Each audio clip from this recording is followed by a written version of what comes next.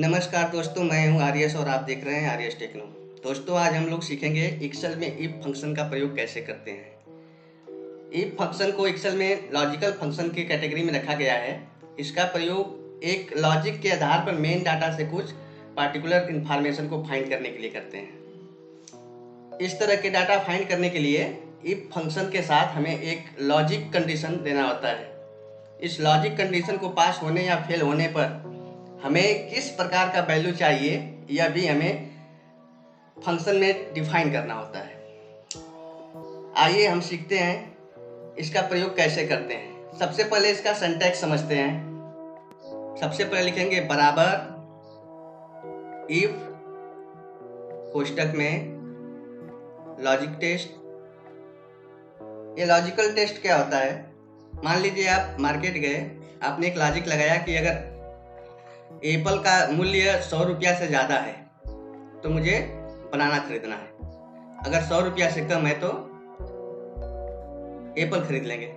ठीक, तो यहाँ पे लॉजिकल टेस्ट में हम लिखते हैं rate Apple rate greater than 100 कामा।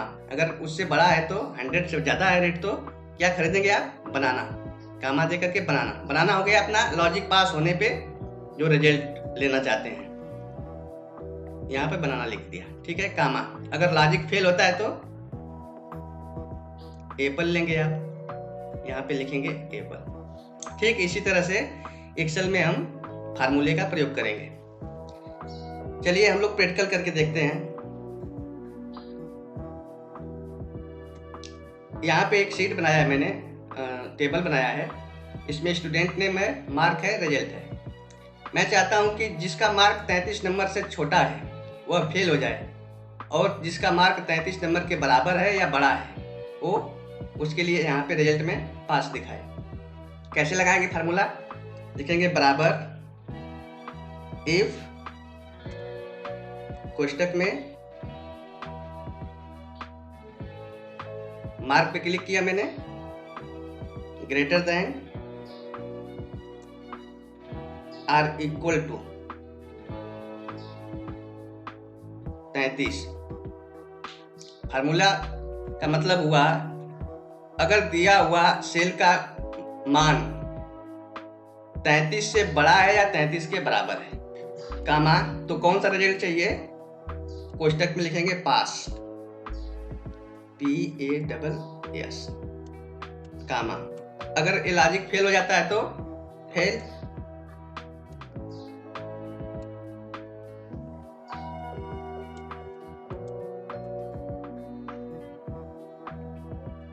अब यही फार्मूला सब में कॉपी कर दिया। देखिए जिसका मार्क जो है कि 33 से कम है वो फेल हो गया, जिसका ऊपर है वो पास हो गया। अब हम दूसरा लेते हैं उदाहरण। इफ का कई बार प्रयोग करना, मल्टीपल प्रयोग करना। जैसे मैं समझाता हूँ आपको। मैं चाहता हूँ कि जिसका मार्क 60 नंबर से ऊपर है या 60 के बराबर है वह फर्स्ट डिवीजन दिखाए। जिसका 45 के बराबर है या 45 से बड़ा है और 60 से छोटा है उसको सेकेंड डिवीजन दिखाए। जिसका 33 से बड़ा है, 33 के बराबर है और 45 से छोटा है उसको थर्ड डिवीजन दिखाए। और जो 33 नंबर से भी छोटे हैं जिनका अंक है तो वो फेल हो जाए। कैसे लगाएंगे चलिए देखते हैं जल्दी से। बराबर इफ मार्क दे दिया greater than or equal to 60 comma, तो क्या आएगा? फर्स्ट। यहाँ पे फर्स्ट दे दिया कामा। फिर यहाँ पे अगर ए पास नहीं होता है तो उसके लिए हम लिखते हैं जो रिजल्ट चाहते हैं वापस। फिर वहां पे हम एक फार्मूला लगा देंगे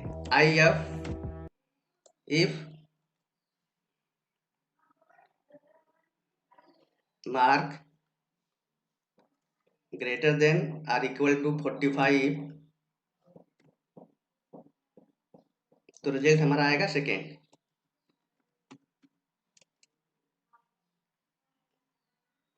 कामा। एक बार और इफ का प्रयोग करेंगे। इफ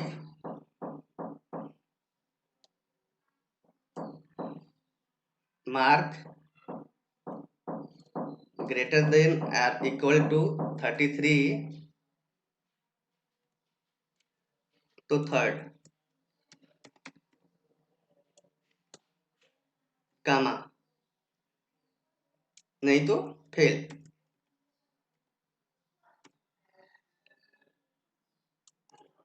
कोष्टक बंद किया, जितनी बार ये फार्मूला लगाया उतनी बार कोष्टक बंद करेंगे। ये यहां तक का हो गया, ये बंद हुआ, ये बंद हुआ, इंटर मार देंगे। देखिए इसको थर्ड डिवीजन दिखाया, 31 नंबर है इसको फेल दिखाया, ये 66 नंबर है इसको फर्स्ट दिखाया, ये 75 फर्स्ट। दोस्तों उम्मीद है कि आप इस वीडियो से कुछ सीखे होंगे। मिलते हैं अगले वीडियो में, तब तक के लिए जय हिंद।